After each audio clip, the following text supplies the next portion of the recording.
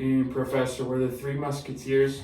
I'm Everett Bailey, and today we're going to talk about our procedure in building our solar cell charger and light bulb power supply, and how we're going to build that component. So, just to outline the steps, our first step is going to be determine the proper setup of the cells based upon the brand, and we'll have somebody go deeper in that later.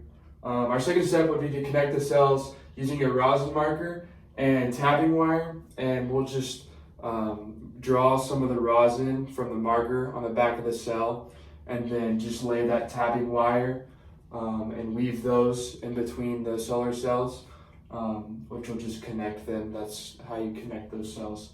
And then we'll mount the cells to our mounting plate, which will be like plywood or plastic or whatever we decide to use.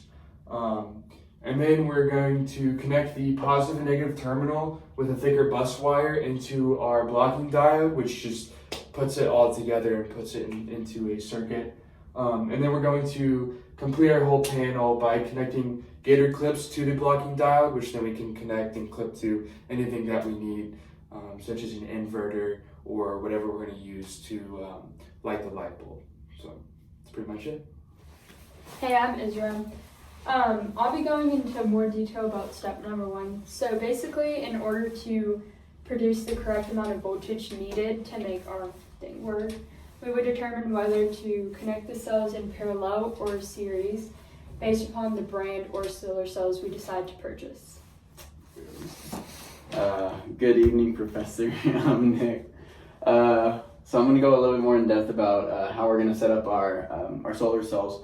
So we're going to set them up in series and parallel, and it's also going to depend on the brand that we buy, because some will be able to produce a greater voltage or a greater amperage across. So we're going to set it up in series, and how many we set up in series depends on how much voltage we want to get across. So basically we want to get about 6 volts, but there's going to be a voltage drop from each of our components, so likely we're going to overestimate that a little bit. And then we're also likely going to have to put some of our cells in parallel, because we need to get a certain amperage as well, or else that'll probably burn out our whatever we're going to connect to our system, and we want to avoid that. So yeah, this is just an example of just a circuit in series, like all the solar cells in series, and then they're connected like to the diode, so you get like the positive and negative terminal, and then of course like the gator clips like we referred to in the first part of the video, and so then you connect it to any component in your system.